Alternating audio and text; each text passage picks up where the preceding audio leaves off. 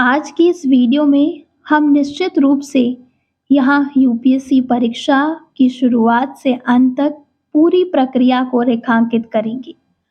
आज हम भारत की सबसे प्रतिष्ठित और चुनौतीपूर्ण प्रतियोगी परीक्षाओं में से एक यूपीएससी परीक्षा की पूरी प्रक्रिया को गहराई से नजर डालने जा रहे हैं।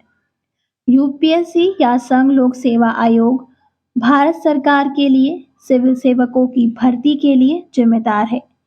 आइए सिविल सेवक बनने की यात्रा में गोता लगाएं।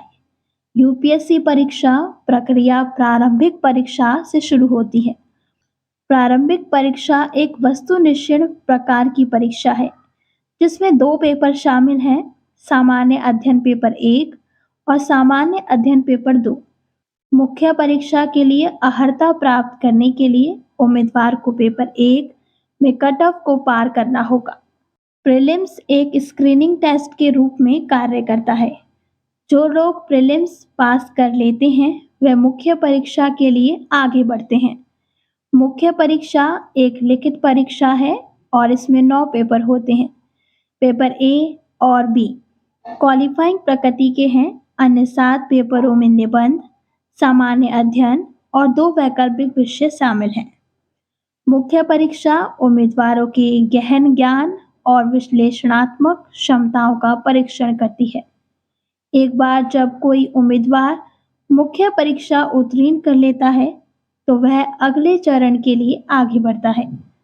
अंतिम चरण व्यक्तित्व परीक्षण है जिसे आमतौर पर साक्षात्कार के रूप में जाना जाता है।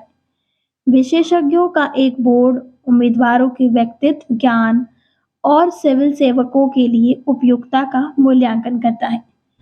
मुख्य परीक्षा और साक्षात्कार में पर्याप्त अंक मिलाकर अंतिम रैंकिंग निर्धारित करते हैं।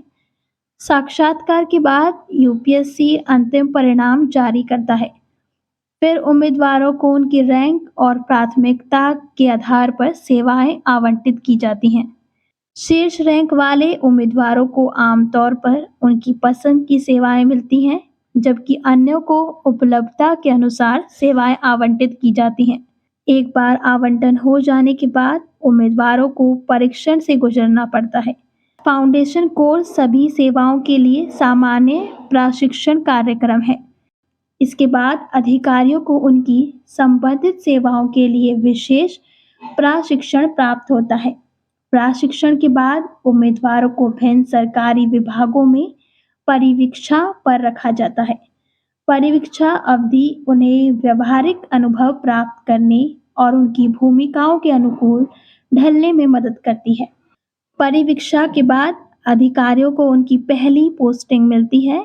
समय के बाद उन्हें अपनी सेवा के भीतर उच्च पद पर पदोन्नत किया जा सकता है। करियर में प्रगति और वरिष्ठता पर निर्भर करती है। तो निष्कर्ष यह है कि यूपीएससी परीक्षा एक कठोर और प्रतिस्पर्धी प्रक्रिया है जो भारत में प्रतिष्ठित सिविल सेवा पदों के लिए उम्मीदवारों का चयन करती है। इसमें 3 मुख्य चरण होते हैं: प्रारंभिक चरण, मुख्य चरण और व्यक्तित्व परीक्षण।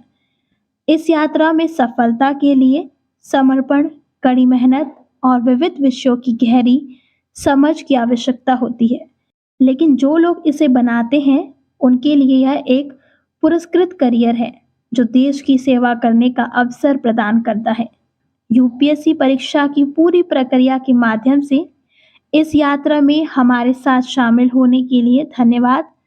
हमें उम्मीद है कि यह जानकारी उपयोगी रही होगी। सभी इच्छुक सिविल सेवकों को हमारी तरफ से बहुत बहुत शुभकामनाएं।